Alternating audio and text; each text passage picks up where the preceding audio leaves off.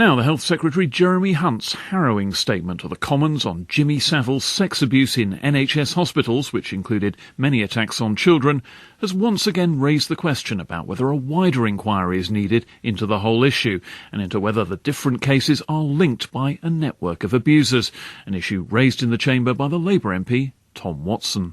Has the Secretary of State received intelligence, or does he have a suspicion that victims of Savile were frightened to come forward because he enjoyed powerful political protection? Labour's Simon Danzchuk has dealt with child grooming scandals in his Rochdale constituency, and the revelations about abuse by one of his predecessors as MP there, Cyril Smith. He told Mr Hunt that such an inquiry was now needed.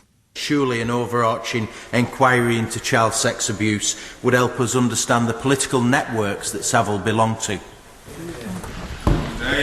Well, I know he's campaigned a lot on these issues, and I would say to him, we haven't ruled out anything, but what we first want to do is to draw the lessons for the NHS and across government together as quickly as possible. And I think one of the important benefits of the way that we've done this so far is the fact that we can actually get to the truth relatively quickly, because this is an investigation and not a public inquiry. But then we will certainly look at what the cross-governmental lessons are. More than 100 MPs from all parties have now signed a letter to the Home Secretary Theresa May calling for just such an inquiry. The former Children's Minister Tim Loughton, one of the key figures behind the campaign, told me why. Virtually weekly now, we have a new story coming to the media about a historic case of child abuse, maybe involving a celebrity, maybe involving a teacher, maybe involving somebody in the clergy. But this is going on, and this drip feed, constant drip feed of stories has undermined public confidence in the state of child protection. And I think the only way we can bring together all these different reviews going on, 36 in the NHS alone, of which we've just had some reports from Jeremy Hunt, is by having a group of people who have expertise and respect and are well regarded in this area to look at the whole history of child abuse going back to probably the 60s and starting with Savile and putting everything into context. So what can an overarching inquiry do that inquiries into particular cases cannot? This whole issue about historic child abuse has its tentacles everywhere.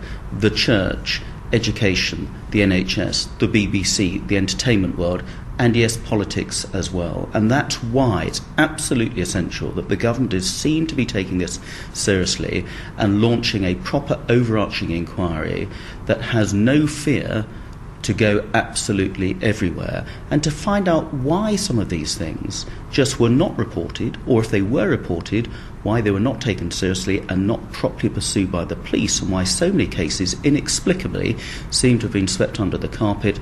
Was there some sort of collusion happening there? And until we get to the bottom of this, there'll be all sorts of conspiracy theories that really just undermine the state of child protection for our children now. Simon Danzchuk told me he doesn't necessarily want a full-dress, judge-led inquiry, which might take several years to report. I don't think we should tie the hands of the Home Secretary. Hillsborough-style inquiry is what we've called for. That was relatively informal. I think it was chaired by the Bishop of Liverpool, I think I'm right in saying. It didn't have a judicial sort of approach to it. And I think that's probably healthy and wise. So that's probably what we're looking for. But, there's to be a dialogue around that. Let's see what the Home Secretary comes back with. Another supporter of an inquiry, the Conservative lawyer Robert Buckland, believes a possible pattern of a failure to investigate separate sets of allegations over the decades ought to be examined. I'm not a huge conspiracy theorist, but it does worry me when I see, on the face of it, some evidence of a systemic failure to investigate what, in those days, were serious allegations about child abuse. But, he adds, the inquiry remit would have to be carefully drawn to avoid compromising the many individual investigations now underway, plus several live court cases.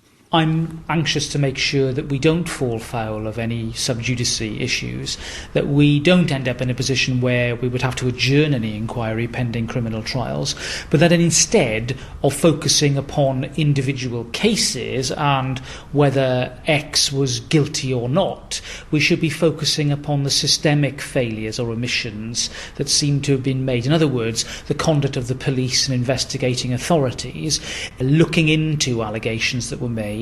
Simon Danzchuk says the parliamentary pressure for the inquiry is now building. I think we would relatively easily secure a backbench business debate in the main chamber on it. I think there's clearly an appetite for that. We also have the Home Affairs Select Committee on Tuesday, where I'm giving evidence about child sex abuse, and again we'll be rehearsing some of the arguments for the inquiry. One feature of this story is the way the pressure has come from the social media. It started when journalists from the investigative website Exaro began producing stories about child abuse allegations centred on a guest house in Richmond in southwest London. Exaro journalist David Hencke takes up the story. This then snowballed because we ran the story on Exaro, and our Twitter followers, including a number of people who were abused themselves, then went and basically started tweeting MPs all over the country saying, you must back this inquiry, you must do something.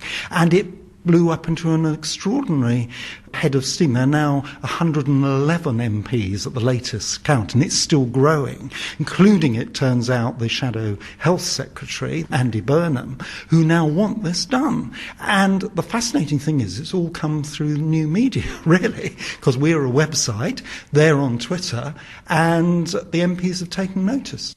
Investigative journalist David Hencke.